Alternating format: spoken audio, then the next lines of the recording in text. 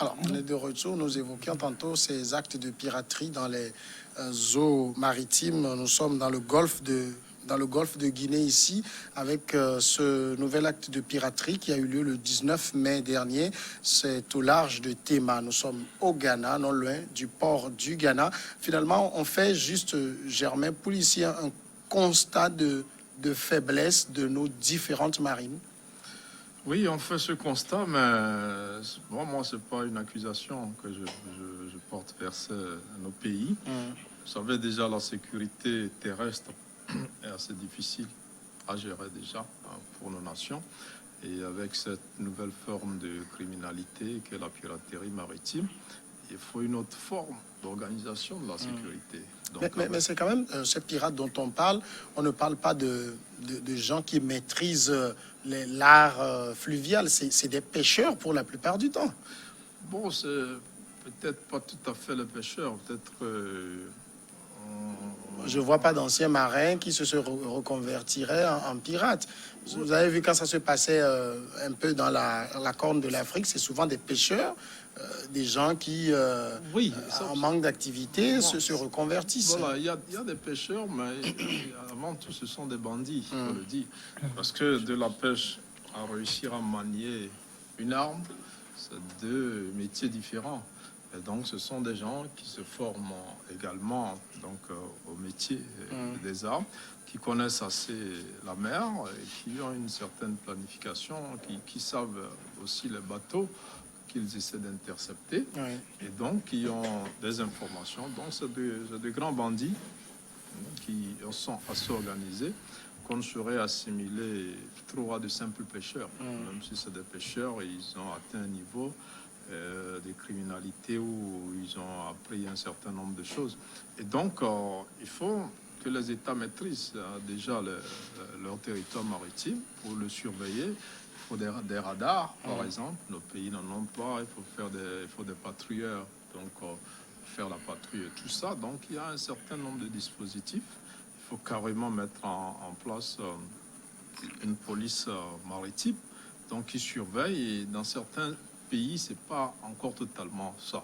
Et au Togo, par exemple, l'ambition qu'on nourrit par rapport à l'économie maritime et surtout par rapport au port du Togo, de Lomé, dont on veut faire vraiment l'un des meilleurs en Afrique, il y a eu un certain nombre de moyens qui ont été mis en place, mais ce n'est pas suffisant.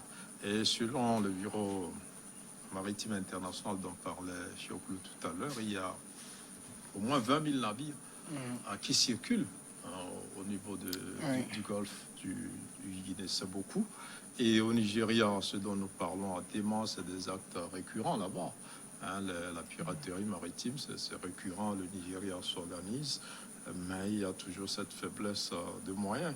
Et si, au niveau des côtes somaliennes, il faut le dire, si on a réussi depuis plus d'un an à ne plus parler de piraterie maritime, c'est bien parce que les grandes puissances comme l'Union européenne, comme l'OTAN, comme les États-Unis ont mis des moyens, ont envoyé des frégates de guerre, ont essayé de mener une lutte acharnée. C'est un peu de ce soutien-là que nos pays ont besoin. Parce que, et même dans ces zones-là aussi... Ça veut dire que nos pays ne peuvent pas d'eux-mêmes. Ça va être compliqué parce que c'est un genre de criminalité nouvelle. Dans les moyens de défense ou de sécurisation ordinaire, ce qui se fait sur Terre, c'est pas la même chose qu'on utilise pour traquer les gens en mer. Donc, c'est une autre organisation. Et cette expertise-là, il faut être honnête pour dire que l'Afrique ne l'a pas totalement. Et il faut aller chercher de l'aide. Heureusement que ce n'est pas une affaire purement africaine, parce que on parlait du Danemark tout à l'heure, c'est toute l'économie mondiale qui est concernée. 80% des échanges passent par la mer, que ce soit en exportation ou en importation, ce qui fait que ce n'est pas l'Afrique seule qui subit, mais ceux-là qui traitent avec l'Afrique, ceux-là qui voient leurs marchandises et autres ou leurs ressources passer par la mer et par ces côtes-là ont tout intérêt à ce que ces côtes soient sécurisées. Et si nos pays sont incapables de le faire, un soutien de leur part, à mon avis, sera nécessaire. Mais c'est vrai qu'on a beau évoquer la faiblesse des moyens dont on dispose, mais je veux rappeler que ce soit le Ghana, le Togo, le Bénin, je ne sais pas, on n'a pas des kilomètres de côte. Par exemple, le Togo n'a que 45 kilomètres de côte et ça doit pas être bien compliqué si vous avez 4 frégates pour les parcourir. Mais alors, tout à l'heure, on parlait disons, mes collègues ont parlé de l'intervention, comment on appelle, au niveau des côtes somaliennes, du golfe d'Aden. Il faut noter que ça arrive parce que la Somalie est déstabilisée. C'est parce qu'il y a déstabilisation de la Somalie organisée justement par des puissances que l'on a ça. Et le golfe d'Aden, c'est la même chose avec le cas du Yémen et tout. Donc l'incapacité pour nos États d'assurer la sécurité, d'assurer l'épanouissement des populations sur les côtes vient du fait que, en termes d'économie, la plupart de ces États sont strangulés. C'est-à-dire, non pas seulement sont des États endettés, ce sont des États qui, à bien des niveaux, ne peuvent pas décider d'une certaine politique. Et même au niveau militaire, mais ce sont des États qui doivent sous-traiter. Il faut s'endetter pour payer du matériel, s'endetter pour former, mettre toute une armée pratiquement sous tutelle de formation. Et ensuite, après, quand les mêmes puissances fixent l'incapacité à pouvoir défendre le territoire, alors même que les figures de proue de ces armées ont été formées dans leurs propres écoles, ce sont les mêmes qui vous disent « Ok, d'accord, bon, nous allons prendre le relais, nous allons nous occuper de la sécurité. » Mais la sécurité dont ils vont s'occuper ne va pas être gratuite. Alors qu'ils perçoivent déjà un certain nombre d'intérêts sur les côtes, sur le trafic. Effectivement, lorsque on prend les pays qu'on a cités, comme je disais, ces brigands partent de la côte et reviennent à la côte. Ils ne dorment pas en mer.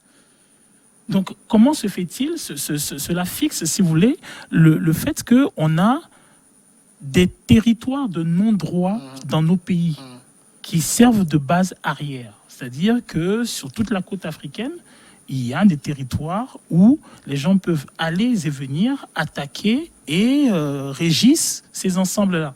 Et c'est une anomalie pour des États qui ont foncièrement basé leur politique sur l'aspect sécuritaire.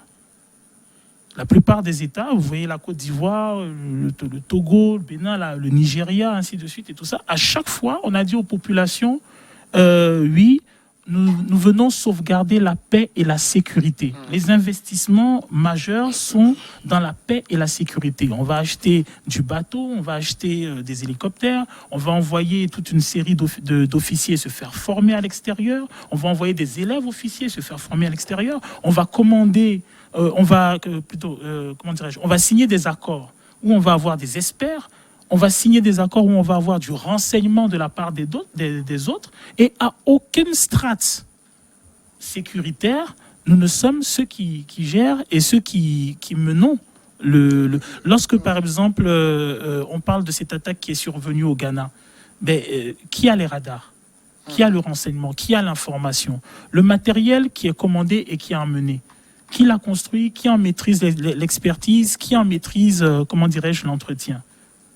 Les hommes qui vont, travailler sur ces bateaux, qui vont aller à l'accostage de ces brigands en haute mer.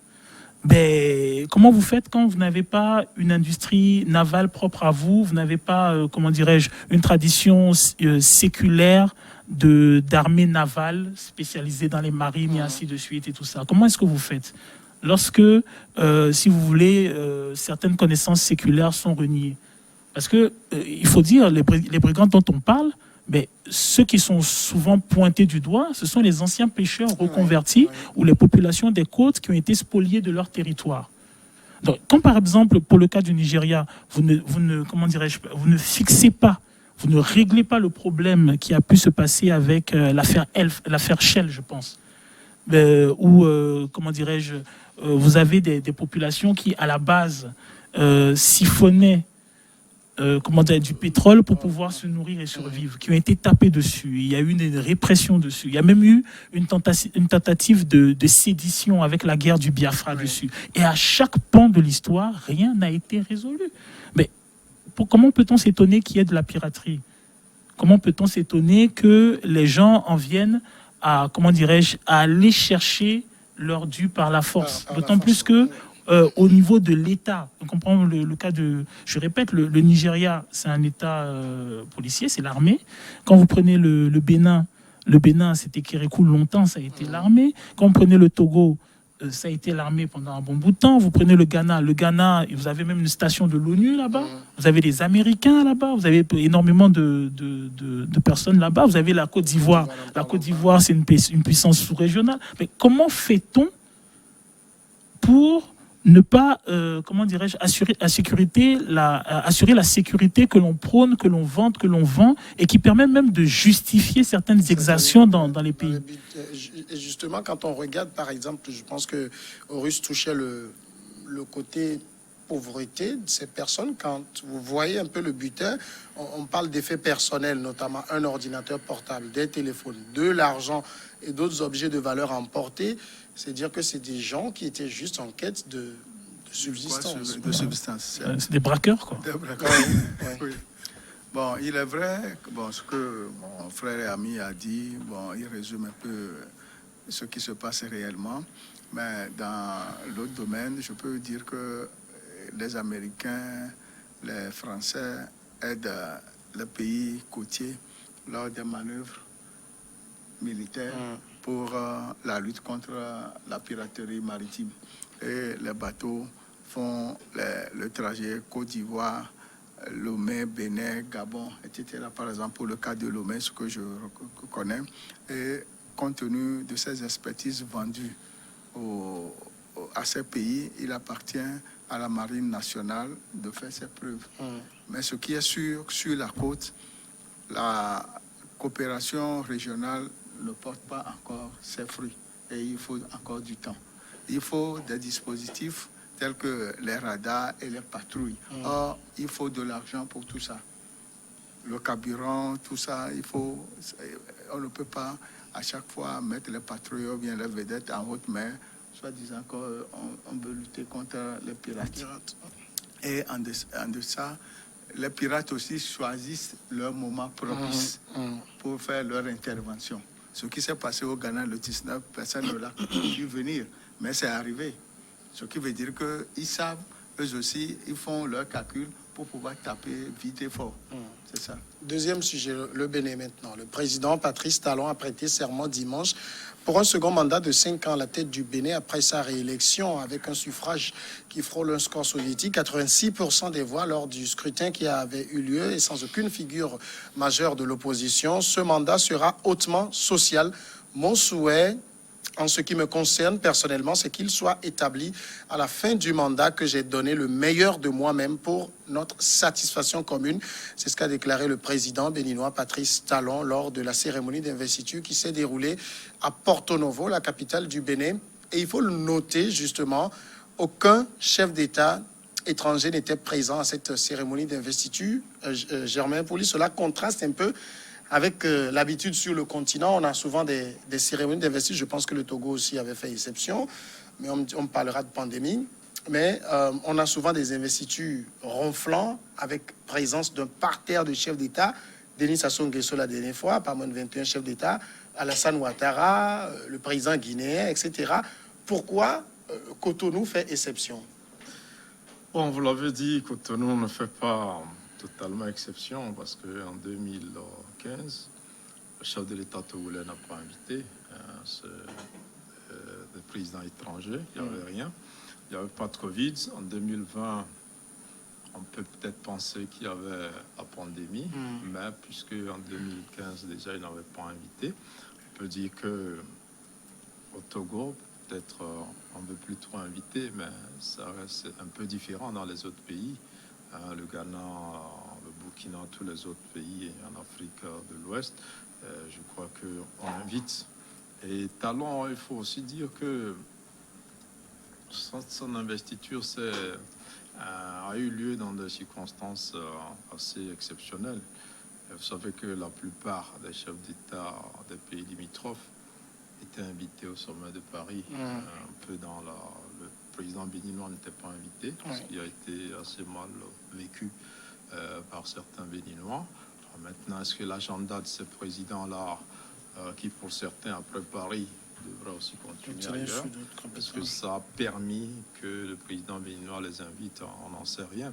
Est-ce que de lui-même, après tous les problèmes qu'il a créés, en accusant à tort et à raison la plupart des pays de la sous-région de vouloir le déstabiliser en finançant son opposition, est-ce que ça l'aurait mis finalement mal à l'aise au point où il n'a pas eu le courage d'inviter ses homologues de la sous-région? On n'en sait rien, mais je pense que la façon dont l'élection a été conduite au Bénin et la façon dont les félicitations et autres déclarations sur cette élection-là sont tombées parce que ça n'a pas véritablement été des élections inclusives. La présidentielle n'a pas été très inclusive, vous l'avez dit, et la plupart des opposants ont été soit en prison, soit simplement hors du pays, empêchés de compétir. Donc c'est un président qui gagne, mais qui peut-être au fond de lui-même n'éprouve pas cette grande joie qu'ont éprouvé les autres qui ont bien voulu associer leurs homologues aux prestations de serment. Mais bon, ça peut aussi être un style talon un peu sur les traces de fort, mais sauf que l'environnement dans lequel s'est tenue cette élection-là et la méfiance vis-à-vis des pays étrangers que lui-même a créés a peut-être pu l'empêcher d'inviter certains en plus donc de ce sommet. Mais on ne peut pas dire que Talon n'a pas d'amis. Talon, on ne peut pas ne pas avoir d'amis. Même s'il n'a pas d'amis, il a des intérêts. Même si les présidents ouest-africains n'ont pas pour ami le Bénin, ils ont des intérêts avec le Bénin. On a vu même que certains présidents lui ont envoyé leur lettre de félicitations, même si les relations, en tout cas du côté béninois, n'avaient pas été bien soignées. Donc Talon a pu avoir des amis, mais il y a cette série de circonstances dont je viens de parler qui a pu faire que finalement il s'est retrouvé tout seul pour cette prestation de serment, mais bon, on ne peut pas accuser, on ne peut pas déplorer cela, ça peut être aussi un nouveau style. Nouveau style, d'ailleurs, dans le style béninois, on n'a pas l'habitude de faire des prestations de serment tambour battant. On le fait entre béninois, dans la pure tradition béninoise, avec les présidents d'institutions. Mais on voit d'autres qui sentent la nécessité, parce que c'est pas, je ne veux pas dire qu'il y a une particularité béninoise, non, mais d'autres sentent forcément la nécessité de convoquer leurs homologues. C'est quoi? Ça confère plus de légitimité? Non, mais c'est la fête. Voilà, moi, personnellement, j'ai aimé comment dirais-je, la simplicité, le pragmatisme de ce qui s'est passé au Bénin. Ça me plaît. C'est parce que, en fait, si vous voulez, bon, oui, il va y avoir des invitations, des invités, si vous voulez, mais c'est l'argent du peuple. C'est pas son argent personnel. Ça y met, on le prend dans le budget. Et pour moi, je pense qu'au niveau de nos États africains, il n'y a pas spécifiquement à fêter pour le retard que nous avons, pour les défis que nous avons, ne serait-ce que pour, comment dirais-je, un certain nombre d'investissements qui pour moi sont essentiels, comme les hôpitaux, les routes, les écoles et ainsi de suite. Pour moi, bon, il n'y a rien à fêter. Il y a plutôt un mandat que le peuple confère et qui fait office de défi. Un défi énorme à relever. Celui d'un pays qu'il faut construire. Dans nos États, tout reste à construire. La structuration, l'organisation, l'éducation, les projections dans le futur. Qu'est-ce qu'on va faire dans 5, 10, 15, 20 ans? Où est-ce que l'on va? Qu'est-ce que l'on veut? Quel va être notre modèle? Tout est à faire.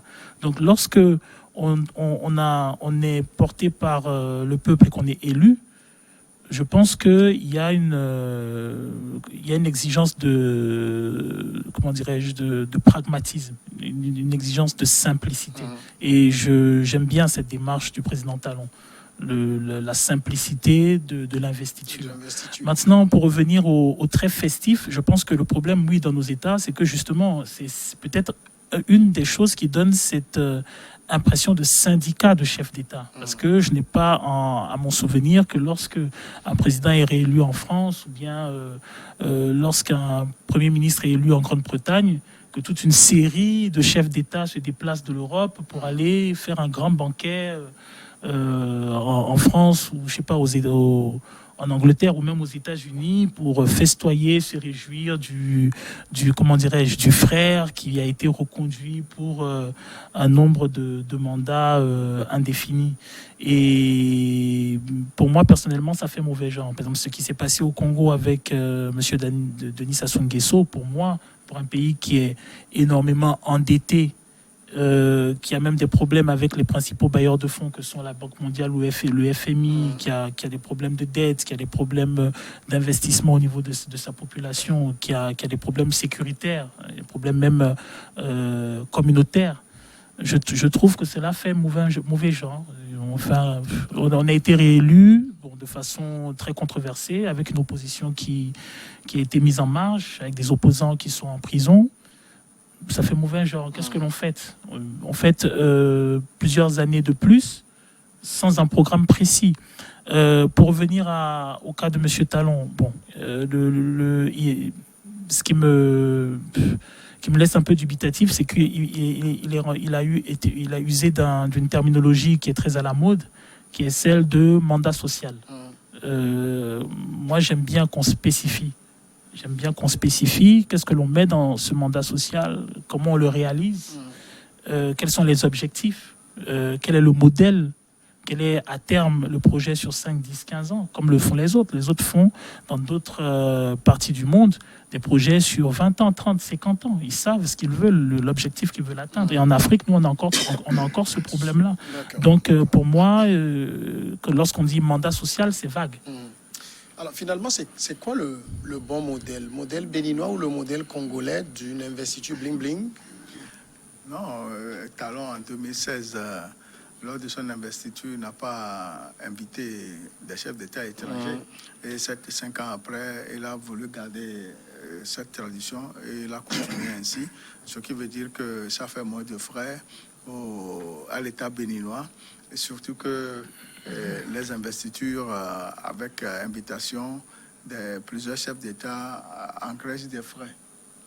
Le Bénin aujourd'hui, hier il avait dit, comme l'a répété mon jeune frère, que c'est le mandat social. Il avait parlé de meilleures conditions de vie et de travail de ses compatriotes, que l'impunité ne sera plus source de division au Bénin, qu'à chaque fois quand quelque chose se passera de mauvais, il va trancher et qu'il espère qu'au bout de 5 ans, les résultats seront là et on saura ce qu'il a fait. Et on l'a vu, mais que ce soit la France ou les États-Unis, on lui a adressé des lettres pour revenir sur terre compte tenu de ses comportements politiques envers les opposants. Donc le problème des opposants demeure, puisque dans une interview, il a dit qu'il ne va jamais laisser ses opposants lui brûler les pieds. Donc on va voir s'il va mettre de l'eau dans son vin ou bien il va continuer sur cette lancée.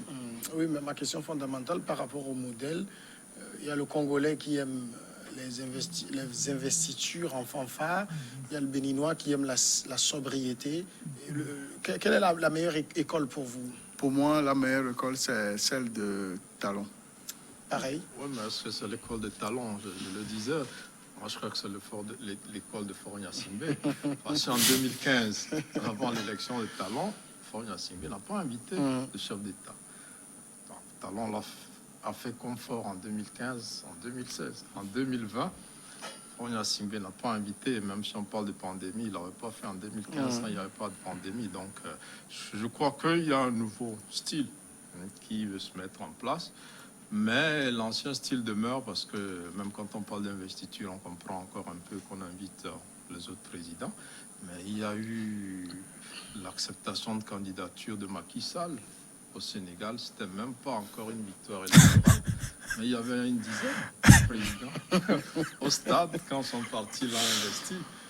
Il avait invité plusieurs chefs d'État pour son investiture en tant que candidat du parti. On voyait un peu jusqu'où les gens, certains présidents utilisent ces invitations-là pour, je ne sais pas si ça marche dans leur pays, mais pour accroître leur popularité. C'est pour dire, voilà... Ça impressionne quelqu'un de voir des homologues de son président arriver? Oui, il y en a, malheureusement. Vous savez, moi j'ai lu certains journaux au Bénin qui disaient qui déploraient le fait que Talon se retrouve seul, il n'y a pas de président à son investiture. Bon, ça, c'est une tradition béninoise. Oui, non, qui oublie. Riboni s'était investi, il n'y avait personne. Non, qui oublie qu'en 2016, il a fait la même chose. Il donnait, c'est-à-dire que quand on compare avec la dernière cérémonie d'investiture, où dans les autres pays, il y a eu donc ce président qui vont, donc certains l'exploitent. Mais je pense qu'ici, il y a des présidents comme Fornia Singbe, comme Talon, qui comprennent qu'ils n'ont pas besoin de ça, de gaspiller autant d'énergie financière pour une présence qui ne leur apporte aucune légitimité supplémentaire. C'est ça, tout à fait. C'est pas parce que les autres présidents sont là que vous êtes bien légitime. Mais pendant longtemps, il y a plusieurs présidents qui pensent que si les autres présidents arrivent, c'est que ça renforce leur légitimité sur le plan national. Moi, par exemple, ce que je trouve, par exemple, qui m'a intéressé, qui peut être, disons, qui est peut-être passé de façon subtile, mais j'ai aimé le fait qu'il mentionne l'héritage. Ça m'a plu qu'ils prennent conscience de l'héritage qu'il doit pouvoir laisser à la fin de son mandat. Oui. C'est pour moi, comment dirais-je, ça dénote du fait que il sait qu'il doit faire quelque chose, qu'il doit laisser quelque chose, qu'il doit lui succéder, en tout cas qu'il doit marquer le développement du Bénin. Maintenant, que va être cette chose-là? Voilà, c'est le défi qui lui appartient. Moi, je me rappelle encore, c'est vrai que quand vous soulevez la question de l'héritage, il dit clairement, c'est qu'il soit établi à la fin du mandat que j'ai donné le meilleur de moi-même. Je me rappelle quand il est venu, si je ne m'abuse, 2016, 2017, 2018, il a fait face à des grèves dans le secteur de l'éducation, ce qui l'a amené d'ailleurs à réformer un peu le droit de grève. Il disait quelque part, si à la fin de mon mandat, il était dans le premier mandat, on ne demande pas, c'est-à-dire quand on demande à un élève béninois quel métier il va faire et que 4 élèves sur 5 ne disent pas enseignant, c'est que j'ai échoué.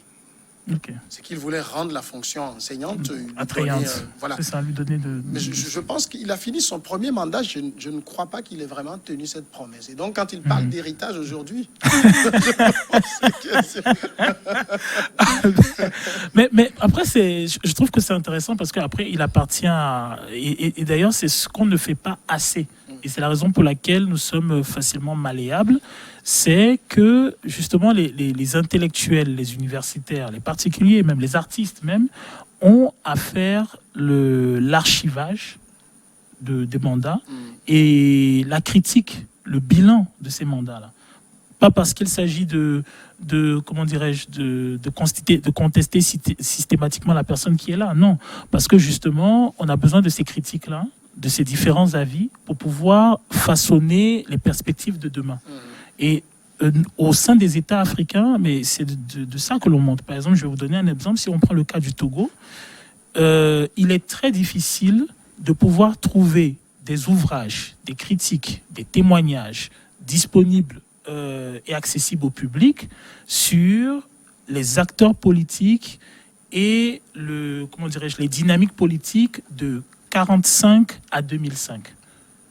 C'est-à-dire de 1945 jusqu'à l'accession des premières victoires du Togo à partir en 58, de 58 l'avènement d'Olympio, la présidence du général Yadema, ainsi de suite. On n'a pas accès, on n'a pas l'habitude de causer de façon libre, de façon critique de tout cela. Il faut des ouvrages, il faut de l'archivage, il faut des émissions, il faut de la friction, il faut du débat, tout simplement pas pour entrer dans quelque chose de malsain où on tire à boulet rouge les uns sur les autres, mais tout simplement pour faire le bilan de ce qui a été fait, de ce qui n'a pas été fait, et faire quelque chose de constructif sur lequel se projeter. Et le Bénin, par exemple, pour le cas de Talon, mais c'est ce que je lui souhaite, avoir des gens qui vont pouvoir archiver, se projeter. On va partir pour la pause, une dizaine de minutes, et puis on revient pour continuer.